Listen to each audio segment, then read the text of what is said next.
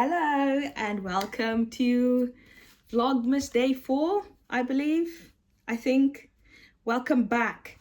I am picking up as per usual where I left off. I have just finished the front of the first size. Okay, wait, just a quick recap. I think I have something in my pants. Yes, oh my gosh. I was like, does my pant feel so tight? You have a pen. Okay, what was I saying? A recap. I am currently working on a very basic pattern from the 1930s. It's called Rosamond from Jack Frost Volume 28, one of their blouse books.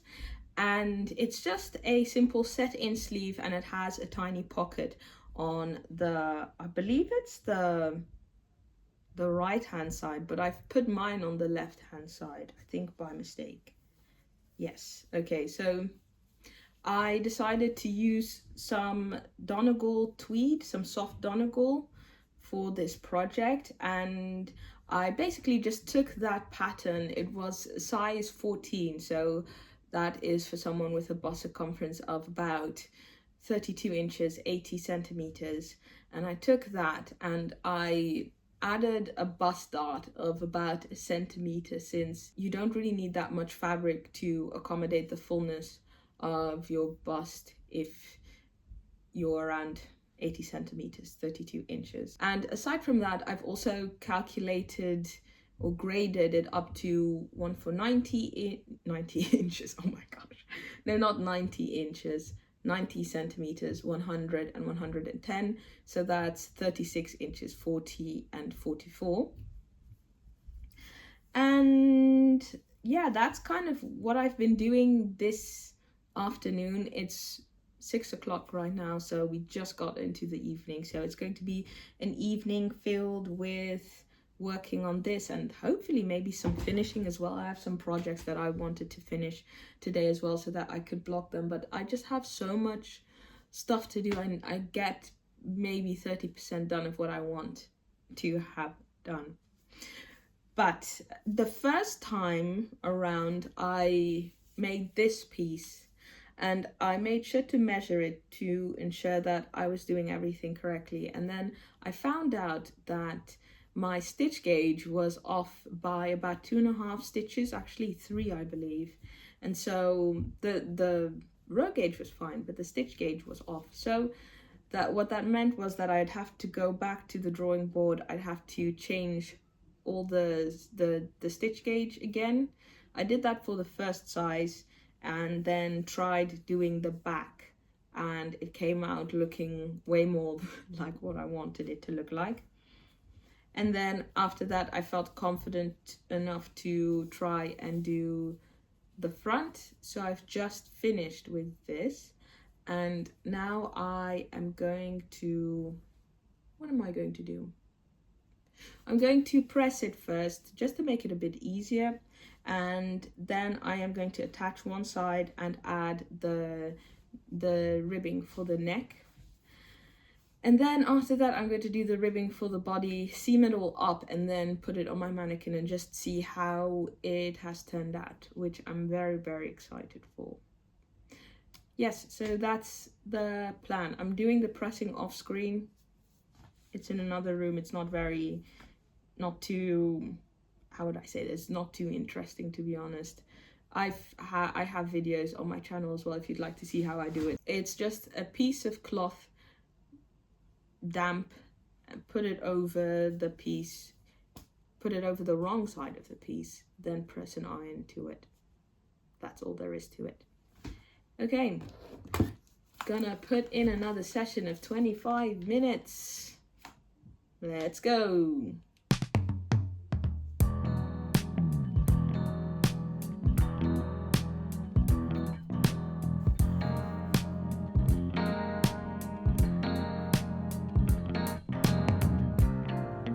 Okay, I have now attached it to one shoulder.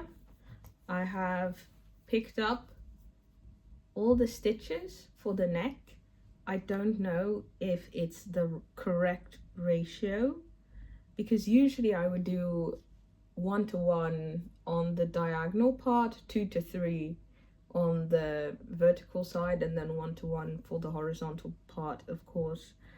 But in the past it has proven to not work for some pieces, so I've had to adapt the ratio for the diagonal part and the vertical part. So I'm just hoping that this is correct and I won't have to redo this. I'm gonna do about 9 rows of ribbing. I think that would be sufficient. So it's off to the machine.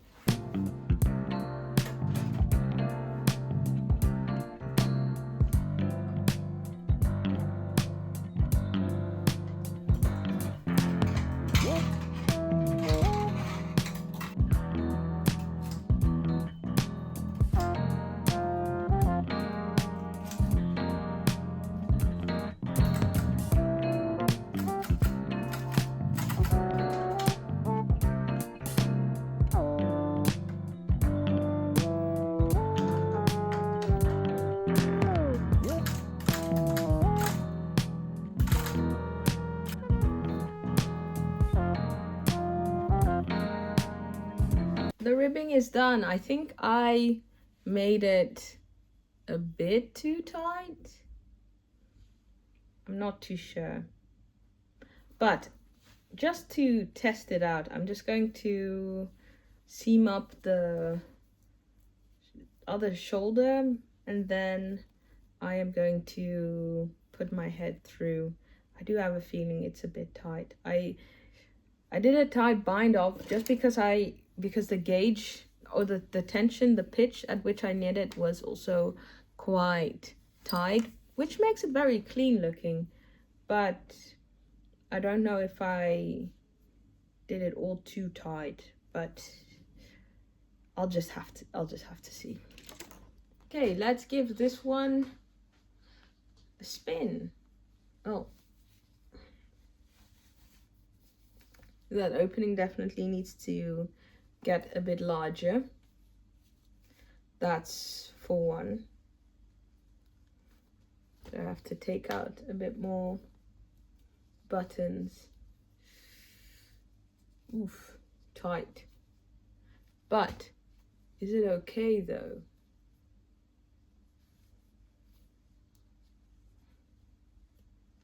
I think it's fine. It's tight, it's snug. Yeah, but I think it's doable. I think it should be doable. Yeah. And then here we have the pocket. Okay, it's doable, but like really just doable. I don't think I would have gone, if I would have gone any tighter, this would be uncomfortable. But then again, I'm also very sensitive to kind of neck type situations and stuff like that, so that's also on me. Okay, I took out 4 more stitches on the side. Let's have another go. Is it also just because of my hair, or like this should be more than enough, right? Okay, it's decent. It's fine. Yeah, I think it's good. And then create a snug neck with some there's still some how do you say that in how do you say that in English? There's some slack. Well, there's not really a lot of slack, but there's should be fine. I think it really is the cast off edge. Really should have done it a bit looser. I think I'll go back in and make it a bit looser. I'll go up like a needle size. I think that would be the best thing to do. I'll go up a needle size, but I'll do that later. For now, I think I'm just going to seam this. It's not going to be this tight. It's not going to be this tight, but yeah, I think that's going to be the plan.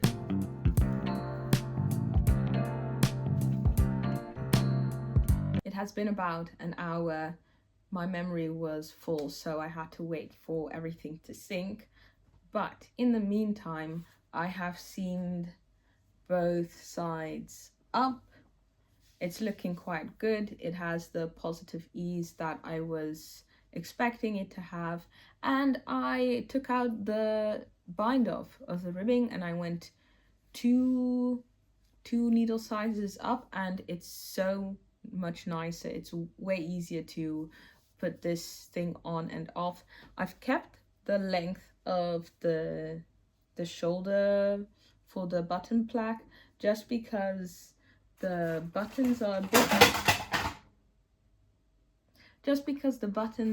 a bit larger than the ones that I've previously used, and then I used a short distance, so it might actually be better to have the button placket be a bit longer. But it is looking really nice in my opinion.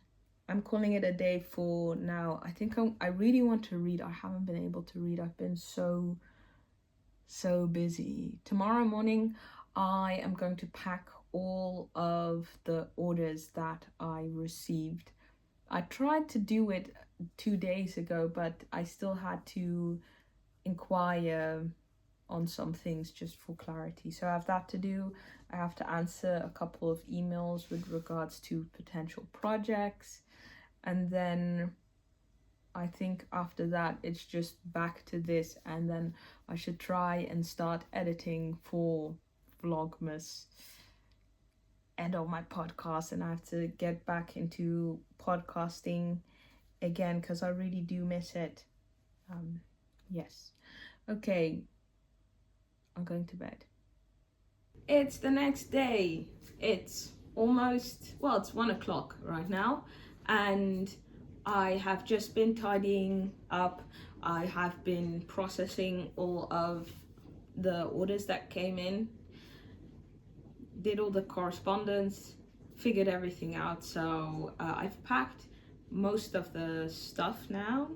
I sold something yesterday. I sold this bonnet. So I had intended this, sorry, that's my dishwasher, but I had intended this to be for an adult, but it came out way smaller.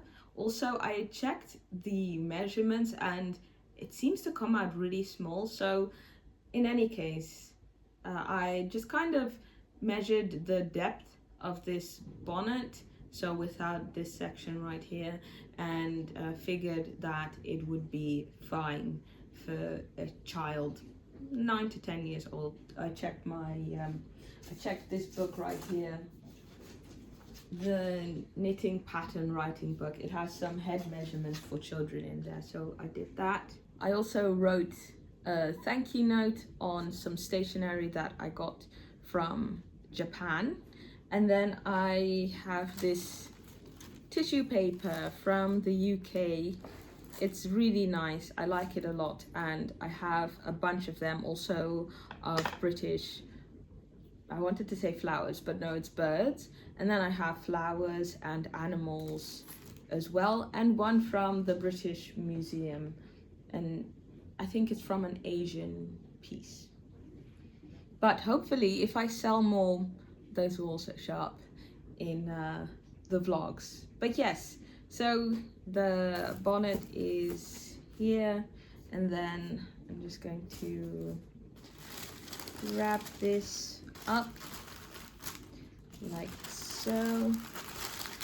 Really a lot goes into actually just packaging and processing, because you have to keep your admin stuff good. So I have to write an invoice, numbers, addresses, price, taxes, etc., etc.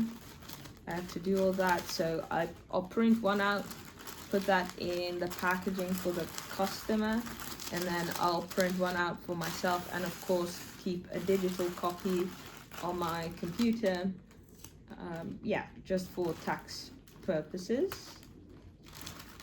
So,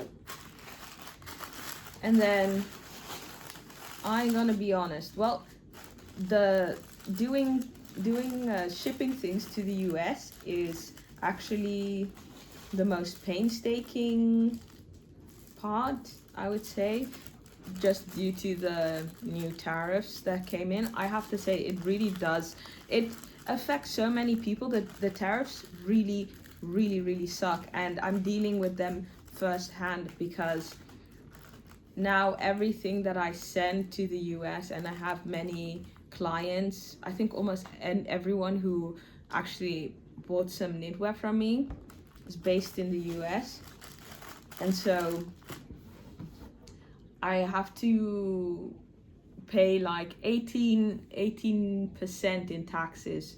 So, well, I think it's about 15 to 17% in tariffs. They get billed to me directly via the Dutch Postal Service, and so I have to bill that price to my customers. But it's already very hard to sell stuff, so I have kind of come up with this idea of and it's in my shipping and returns page, that I will bill 10% to the customer, and then I take care of the remainder. So that could be anywhere, yeah, between 5 to 7%, because aside from the tariffs, do I have toothpaste? My lips are looking so gosh darn ashy. My apologies. I think it's just lighting. But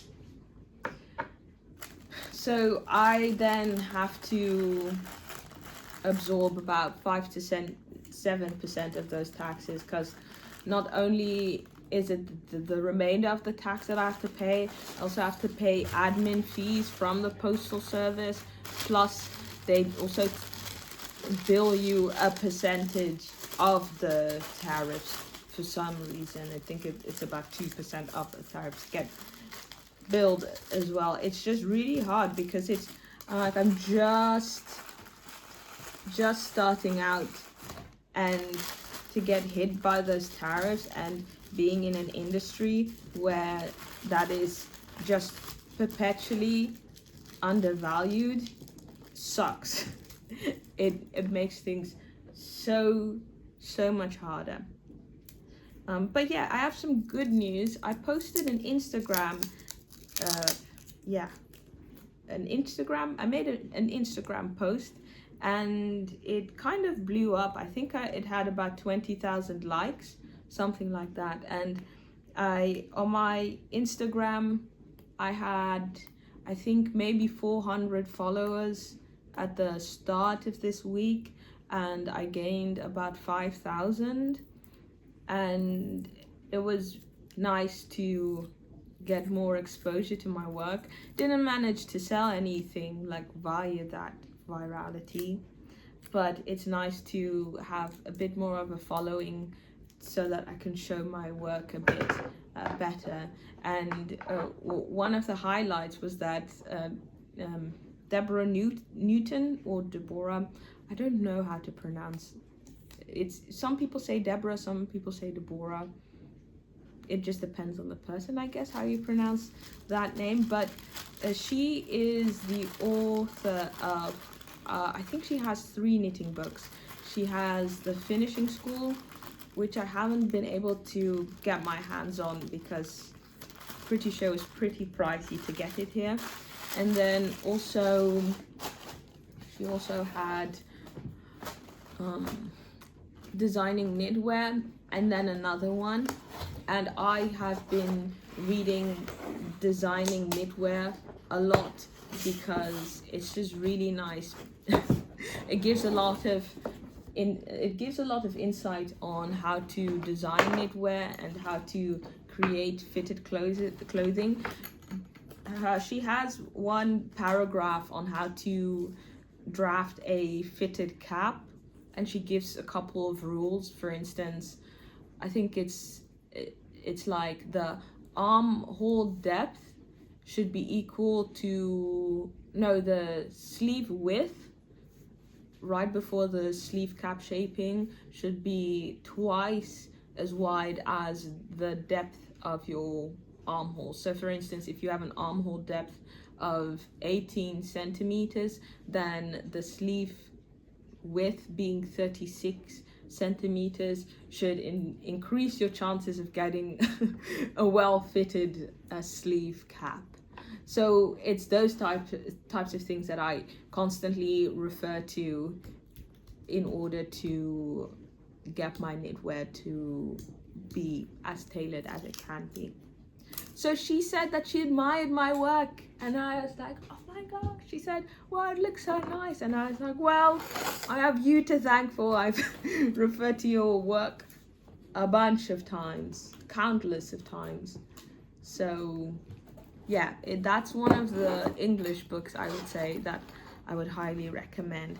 Okay, for the tape, I have I have some washi tape that I purchased when I was living in Japan. Yeah, so that was a really nice moment, and I had a couple of people who were followed by the costume designers that I follow, like my post, and I think also follow me, which kind of gives me an indication that my post is kind of reaching the film industry, at least the film production side of that. So I'm just hoping that at some point a costume designer might need some knitwear and that they will think of me. I hope that will happen at some point. So yeah, that's really all that's what has been happening over the past couple of days. So yeah, I think it looks really cute. It looks really nice. So I hope this person will enjoy the bonnet. I think since it's for a child, I hope that the child will like it. I have had 2 people contact me asking if I'm making more of them. I sold it for really cheap. Actually, it's because I had intended it to be for an adult and there was this fluke, I just sold it for 50 euros, which is really, really cheap for all of the labor that I put in.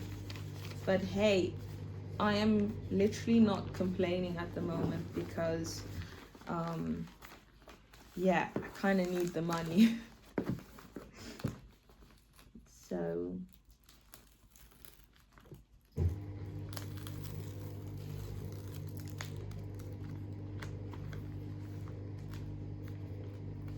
here we go.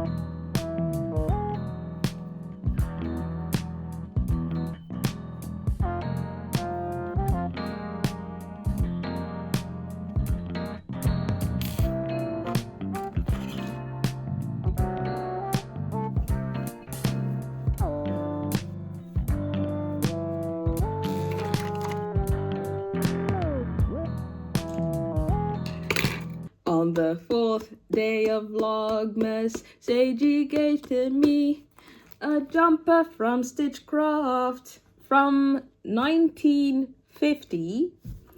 Yay! So this is the one for Vlogmas Day 4, episode 4. Also, let me know what type of patterns you are potentially interested in so that I can also put those in. I'm trying to do a variety of sizes, and I also have a men's jumper planned as well as 2 children's patterns, patterns for children, let me know. Anyway, you can find this pattern for free on my Ko-fi. If you'd like to support me, you can grab me some tea, some cake, some candy. It's very much appreciated. In any case, I hope you are enjoying the Vlogmas series. I am enjoying making it, and back to the video. I'm currently weaving in all of the ends here. I have done most of the bow tie, and so I just need to do this next section here, and then both of the sleeves, and then most of the sides I have also done already. So once that is done, I am going to, well, at the end of the day, I am going to block it. So it'll be done tomorrow. Maybe I can even put it online tomorrow. That would be nice. I am also making a bit of progress on this piece right here. I added the neck flap. I'm adding the the button placket. So I've done one side and now doing, well, I finished actually both sides. There's something weird going on at this cast off edge, so I'm going to have to take this out and redo that. But other than that, it's looking quite good. Yes, so hopefully I will have enough time to put the ribbing on. I completely forgot something quite silly. I should have known this in terms of pre-planning.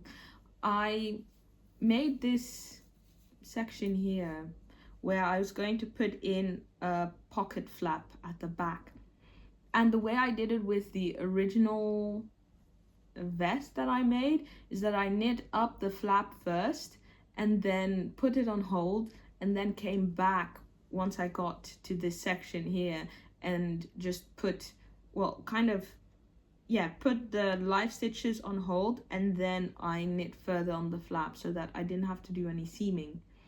And I forgot that this time around, so I'm going to have to do that for the other 3. Hopefully that won't be an issue. I think I'm going to start off with 3 actually first, because I don't know if I have enough yarn. I think I might weigh this and see how heavy this is, because this feels quite heavy.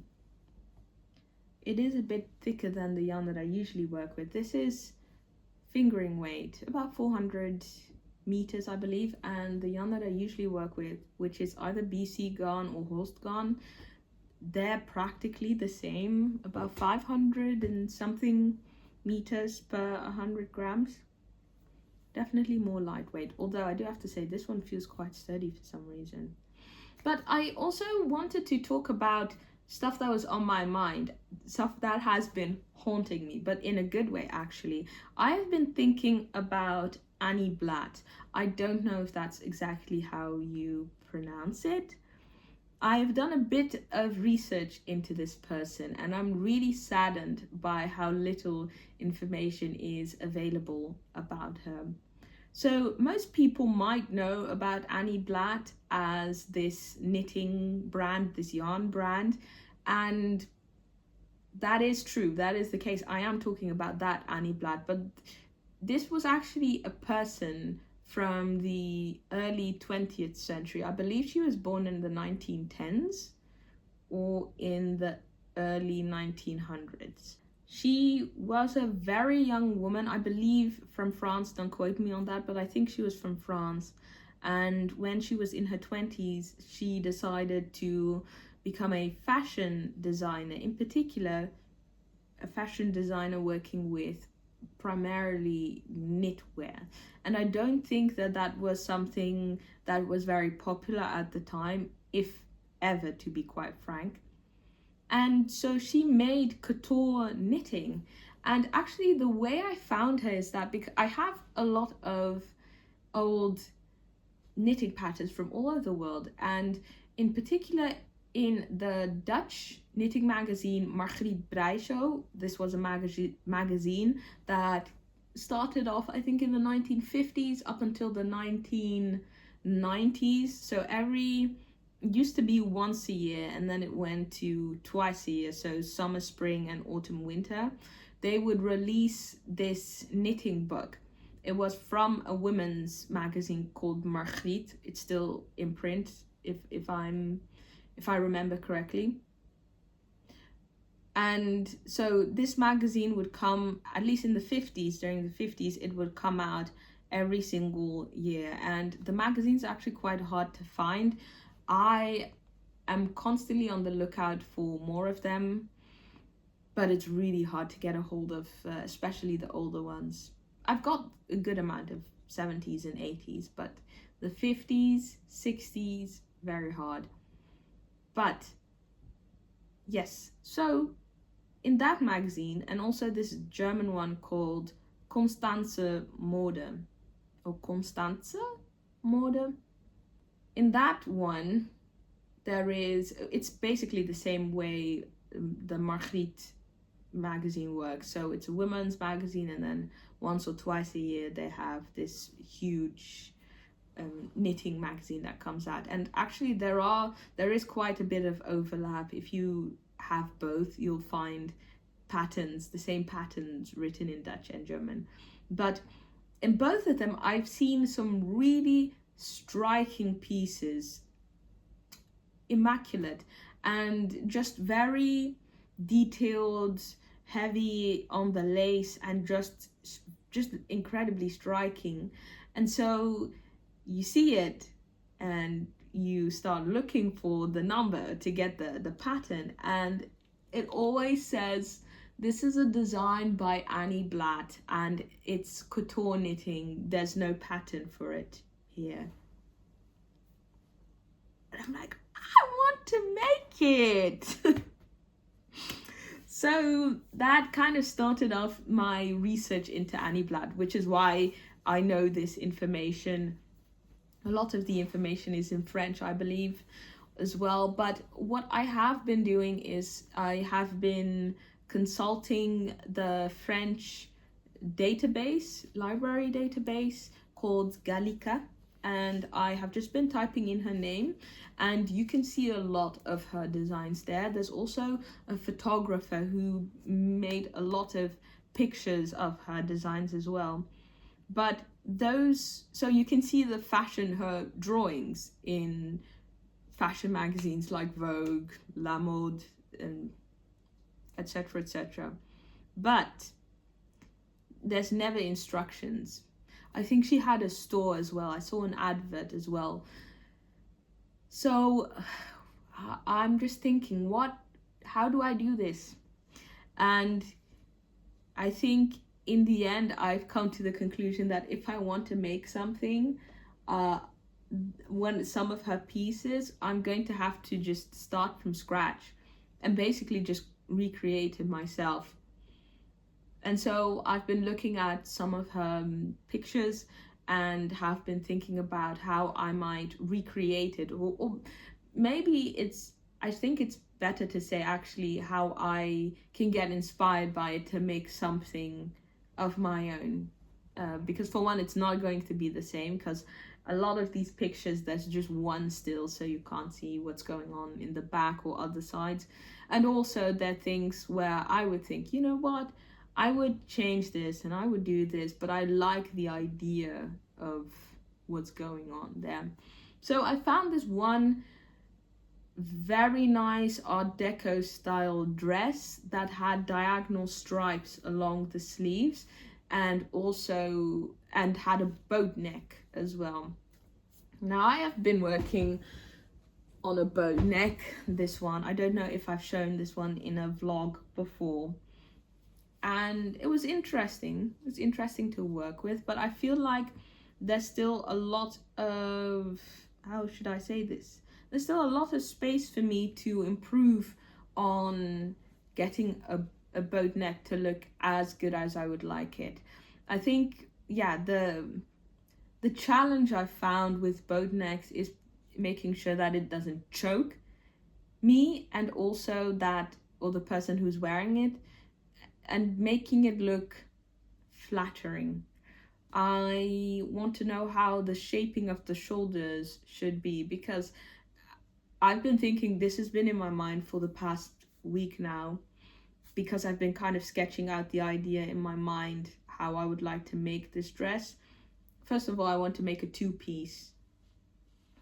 So it's going to be, I have so a long sleeve with the poofy sleeve, and then there's going to be a belt with also the diagonal motif, and then yes, so the shoulder shaping. And I haven't heavily been looking at my textbooks, my knitting textbooks, but I am looking for more information on how to make a very nice boat neck, because how does it not look like, how does it not choke a person?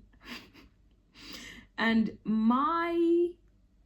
what I am thinking is that the shoulder shaping is just incredibly shallow. Maybe one or maybe 2 rows of shoulder shaping if you have a gauge of about 42, 43 rows per 10 centimeters. So that the shoulder shaping would be, what would that be? About a centimeter. Usually when it comes to things that get a bit closer to your neck, I like to do anything between 2 and 2.5 in terms of height of the shoulder shaping.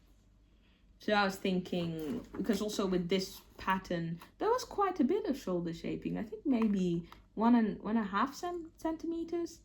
But I think the further away you get from the shoulders, the less shoulder shaping you'd have to do, because that, you know, you don't, the height difference is less, right? Because from, you know, from here to up here is quite a distance, right? But then from here to here the distance is way smaller. And also how to get like a very clean finish at the top, because with this one, oh, this pattern was such a pain in the ass, because this one's from Serta from the 1960s. I'm not even going to give you the pattern because I wouldn't recommend it. Everything is off.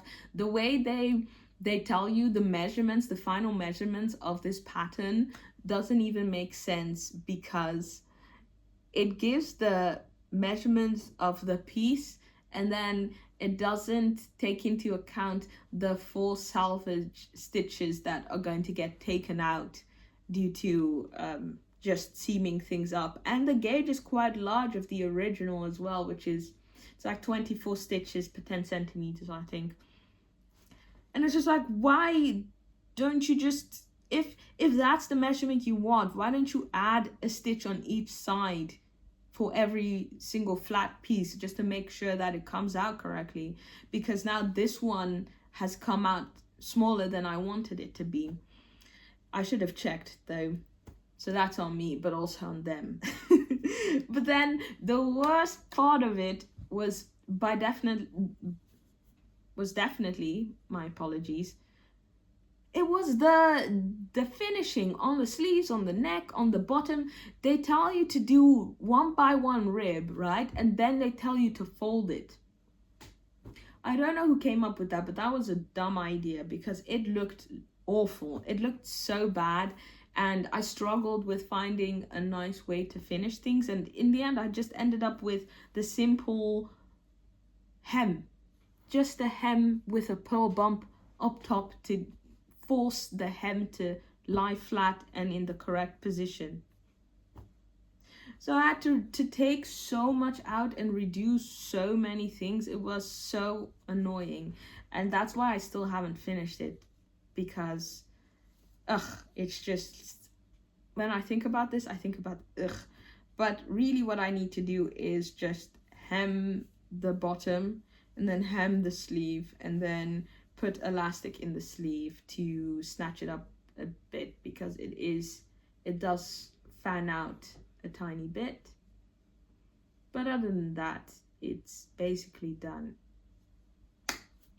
I don't know, but I am thinking of, I don't want to do a hem at the top for the boat neck, just because no matter how nicely and clean you try and secure the hem, this is how I've done it. I used some embroidery thread. No matter how clean you do it, it's still that second layer that is going to show up. You see it, right? Of course, it's still going to show up. And so if I could do a clean and nice one with some single crochet or maybe a slip stitch around the neck, and it looks clean, I would be the happiest girl.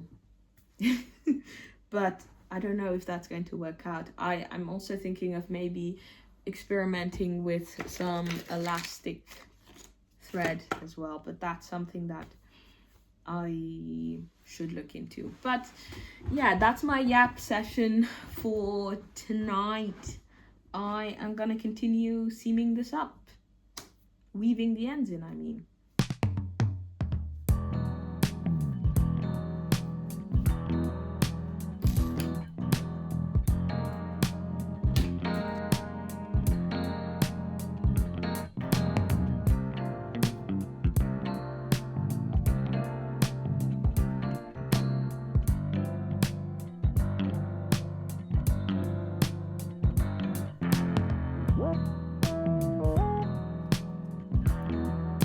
I don't know how long I've been working on this.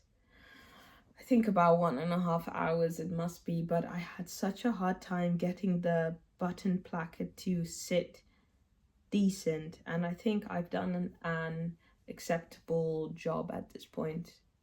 Here is the button placket. I think it's acceptable, at least now at my skill level. I try not to be too hard on myself, too perfectionistic, because that really kills. Yeah, so I think I'm just going to put this over my shirt.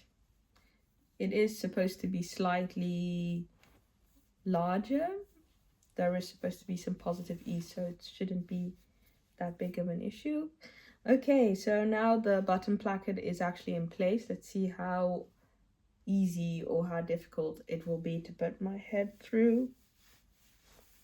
Yeah, it's pretty good. It's good enough. So I have quite a lot of volume in the back, so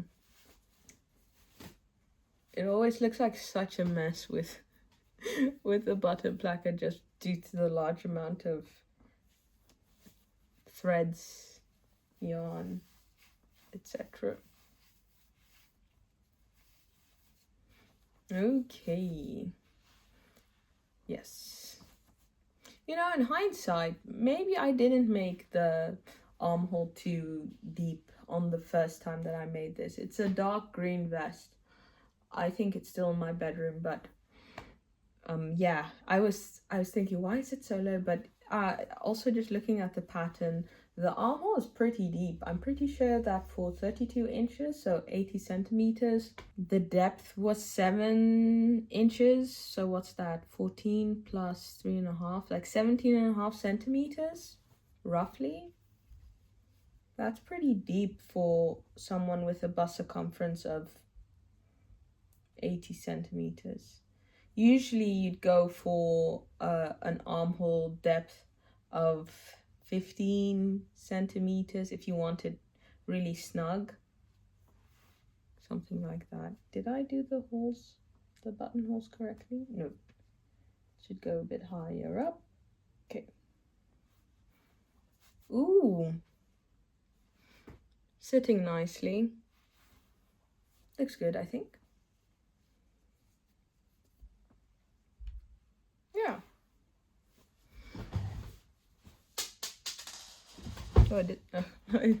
It's just one of the other buttons. So here's the placket. Yep, I am satisfied with it. Yeah. Okay, I think I did that well. Yes. And bust shaping. So it's gonna, yeah, it's supposed to sit up high like this. Let me have a look at the picture again. Well, it's a bit lower in the original picture. I don't know why. Well, I did make the ribbing a bit longer, so that makes sense. But I think it's looking quite nice. I think it's looking quite good. I am pleased with it. Definitely. Yes. Okay. So what's next? Oh, ha! I completely forgot to mention, I have finished seaming everything with this one. Did I mention it? I don't know. But I finished seaming. Wow, my gosh. Yes.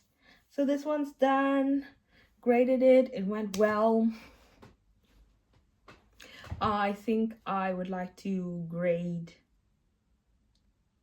another size, a larger size, but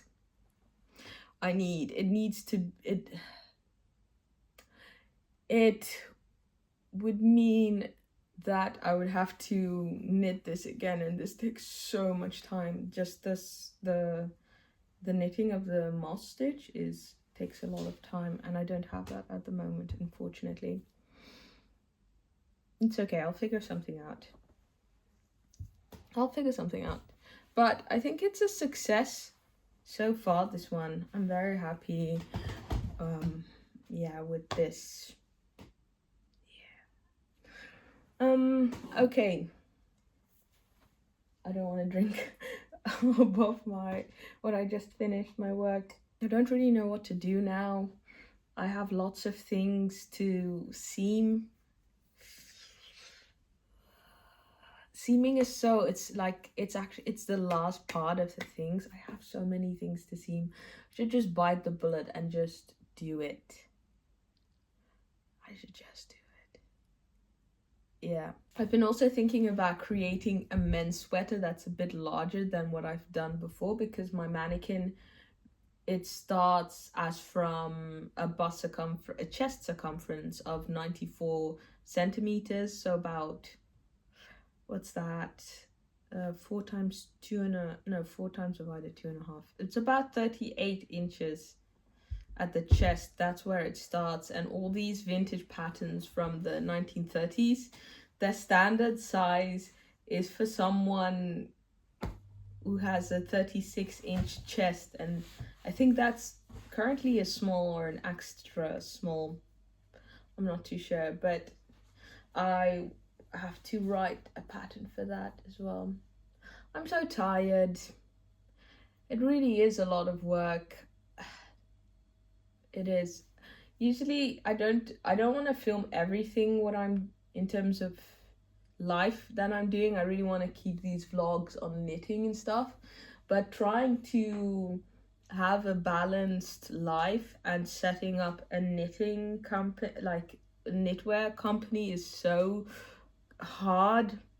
Oh, it's really, I'm gonna be really honest, this was not my plan.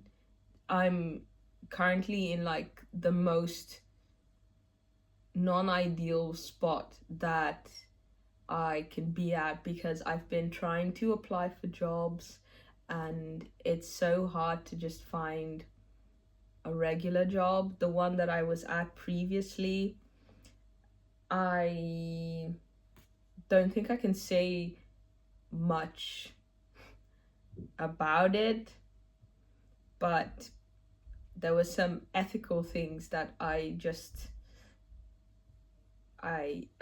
for my own values, I couldn't continue with the work. And so just having to depend on this is, without like a backup, is so tough, so scary, because ideally I would like to get another part-time job, but it's so tough finding one. I've applied and I don't know what I don't know. It's just really the job market is just really tough right now, and usually what I get is you don't.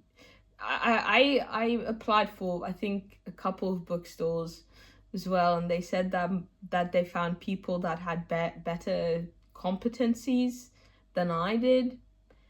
Not too sure what that meant exactly, but I just kind of see it like it's just kind of hard to find a job.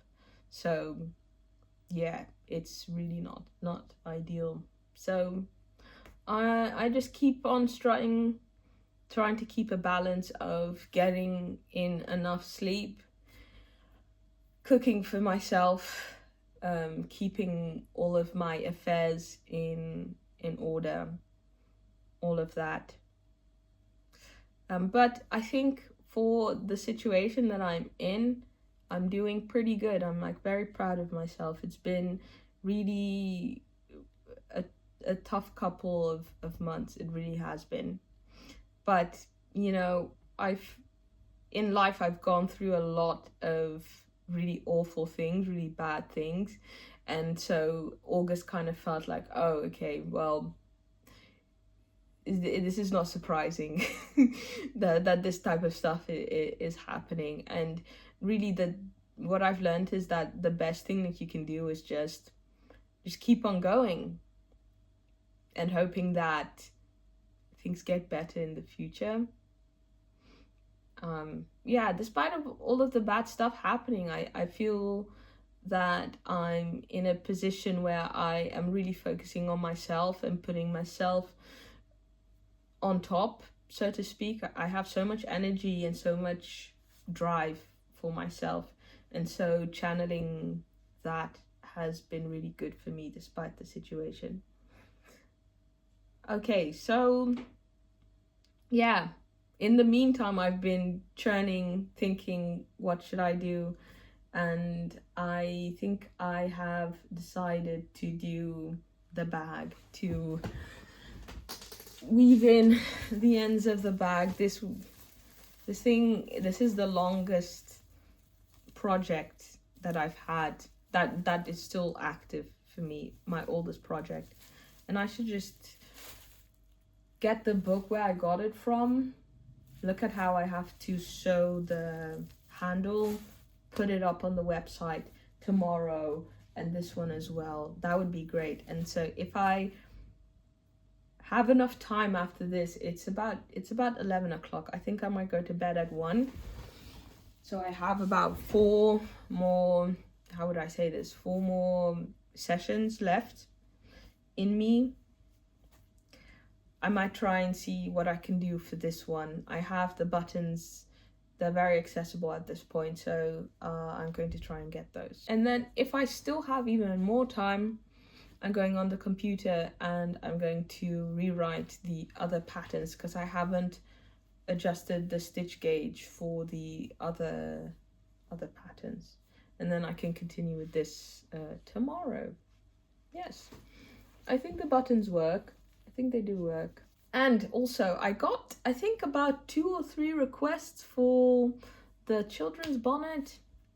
I think I might choose a couple of colors tomorrow and see if I can make a set. I've had this on my mind for a while. I want to make a set. I need to create something that actually has an adult size. And yeah, that's that, I think. Yes. Okay. These 3 are the projects for tonight.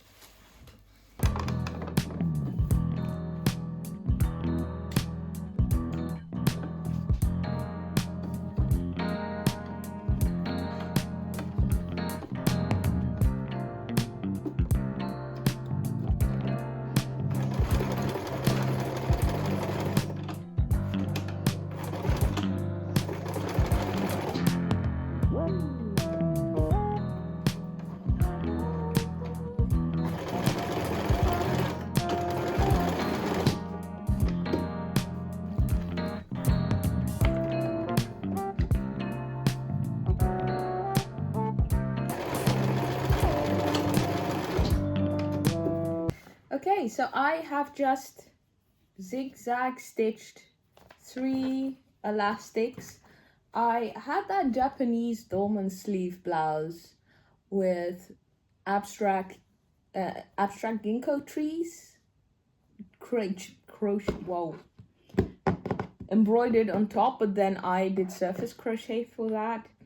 It's a pattern that I'm working on rewriting and grading for all sizes, which is also one of the reasons why I'm trying to get better at doing bust darts, because I want the pieces to have a good fit, of course. So I am trying to be as meticulous as possible for my first pattern. I want to make a good impression. I want to show that I put a lot of work into it. Where was I going with this? Yeah, yes. So I made the first one and that was received quite well. So I thought maybe I could size things up. And it was the first pattern that I sized up. And I made some very rookie mistakes. Well, first I made 3 of the same size and they're not done still, but I'm working on it. That's why I made these 3 right here. But I made a couple of rookie mistakes. I don't know why or what happened, but I ended up making the neck section for all of them far too wide and far too deep. And I think the depth also had to do with me not taking into account that the shoulder shaping, of course, also adds to the depth of the neck.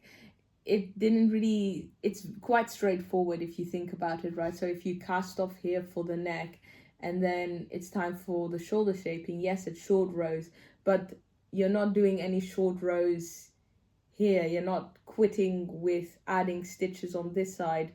So this side still builds up, which is what you want. You want a slope like this. But because, with an armhole, it's different, right? So once you're done with the armhole and you get into the shoulder shaping, that armhole depth is not going to change because you're going to stop knitting before you reach the end of the armhole. So that's also one of the reasons why, I think one reason why I had issues with this Vogue 1940s pattern. It's all fine now. I fixed it and I put it online and no one was interested in purchasing it. And I thought, it's winter. I gave all of my sweaters to my mother because the older she gets, she's having quite a hard time dealing with the cold weather here in the Netherlands. So I gave her all of my hand knit woolen sweaters so that she can be warm for this winter. She even talked to me about it today, this evening. I had this one that I made from the Isaiah archive one. I don't know what it's called, but she said she wore it out yesterday or today actually, and she said she was toasty, that she was actually too warm. So that makes me very happy that she has them, but I now need some sweaters. So since no one purchased it in about 2 or 3 months, I figured, you know what, I'm going to take it, which is why I wore it a couple of days ago. So I took it off the website and it's mine now. But I had the same issue with that once I put it on the mannequin, the neckline was so low and I had no idea what happened. I thought that I had messed up with the stitch gauge or the row gauge, and I thought that for the longest time. And I managed to solve it. I don't know exactly what I did, but I took out some stitches somewhere, which I don't think I should have done. No. I think I solved it without knowing. I solved the issue of I should have started the neckline higher, and I should have taken into account the extra 2.5 centimeters that comes with the shoulder shaping. Having said that, these elastics, I use the zigzag stitch because it's going to stretch quite a bit. So I'm making these for 3 sets of that ginkgo type suit. the dolman sleeve and the skirt that I just kind of thought would fit with it. The way I'm doing it, for one, I'm doing a zigzag stitch because that's what you have to do when it's something elastic and you don't have elastic thread. And to make these elastics quite neat, or at least the way I like to sew these elastics, is I'll first add some facing to it. So I just iron some facing all around, like a kind of tape, to make sure that everything's sturdy, and then I go in with a zigzag stitch to get it to sit nicely and tight. Those are also almost done. I really need to get on my finishing game. Yeah, okay. Oh. Yes, so let me just take out this sewing machine. I looked through my buttons and I had some small dark blue buttons for this 1950s Jack Frost pattern. I'm also working on this. That pattern lied. It really did lie.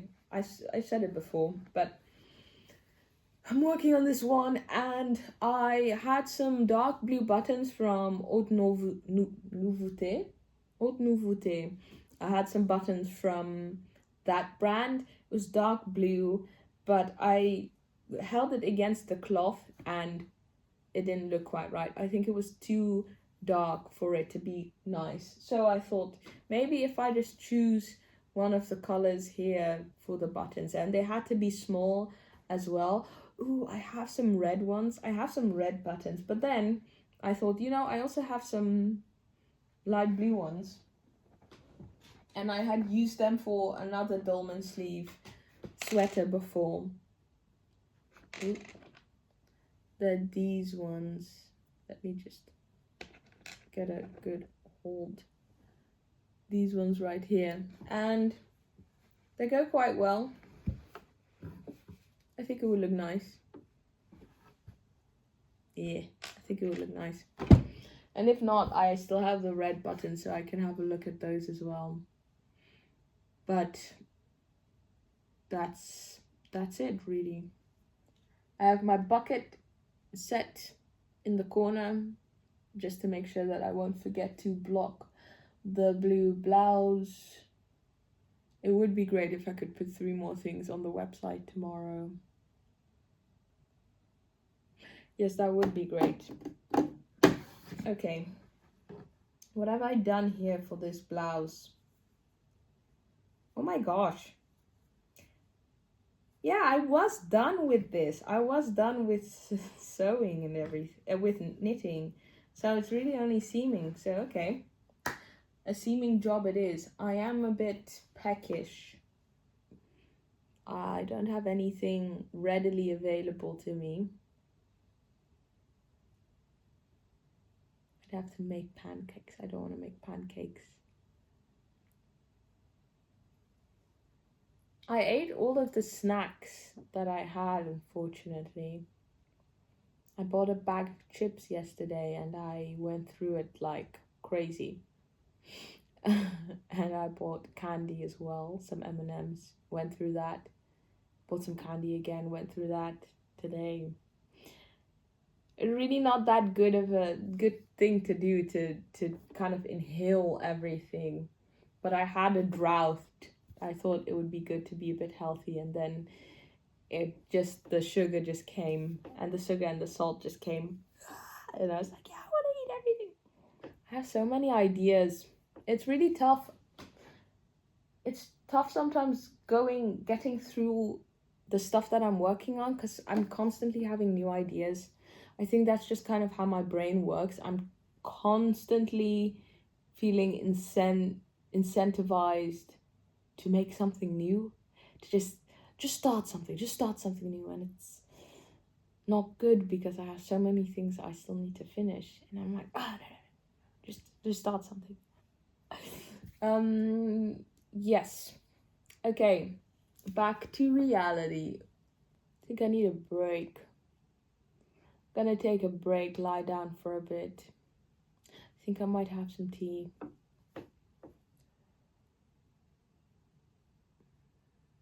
I want to eat something savory, but I only have soup in terms of savory things. I made pumpkin lentil soup, and I had quite a bit today, and I'm trying to save it for tomorrow. Should I eat it? No, I shouldn't. What type of savory thing should I